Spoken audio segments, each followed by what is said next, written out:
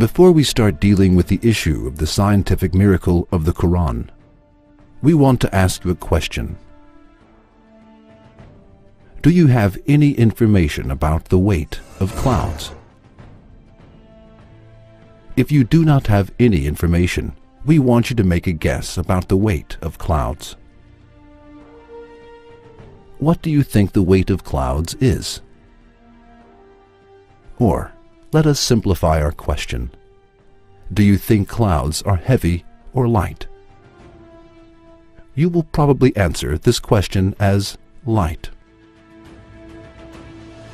However, the Quran stated 1400 years ago that clouds were not light at all, but on the contrary, they were very heavy.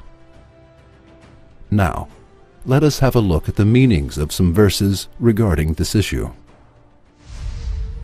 It is he who sendeth the winds like heralds of glad tidings going before his mercy. When they have carried the heavy-laden clouds, we drive them to a land that is dead. Make rain to descend thereon, and produce every kind of harvest therewith. It is he who doth show you the lightning by way both of fear and of hope. It is he who doth raise up the clouds, heavy with fertilizing rain.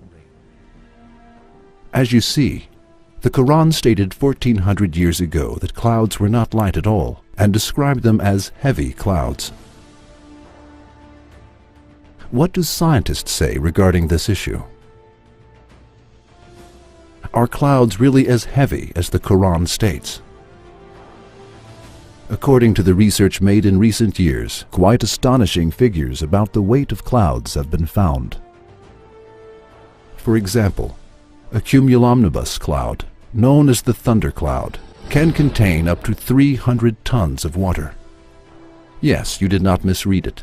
We are mentioning clouds as heavy as 300 tons. The fact that a mass of 300 tons is caused to stand in the sky without any support is something that astonishes the mind.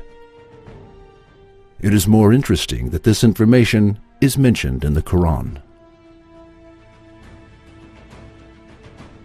The weight of the precipitation that covers an area of 50 kilometers square at a height of 1 centimeter is about half a ton. Now, let us think of this. At the time when the Quran was revealed, it was impossible for people to have this information about the weight of clouds. Furthermore, we probably thought that clouds were very light before we learned this fact. However, clouds weigh hundreds of thousands of tons, and this fact is included in the Quran. How can it be doubted that the Quran is the word of Allah after hearing this information? If it is doubted, how can the information given by the Quran be explained? It cannot be explained in any way. There is only one explanation of the fact that the weight of clouds is mentioned in the Quran. The Quran is the book of the being who stores thousands of tons of water in clouds. This being sends clouds to dry areas through winds and gives life to those areas. Yes, the being who created clouds and makes clouds float in the air with thousands of tons of water also sent down the Quran. We believe in him.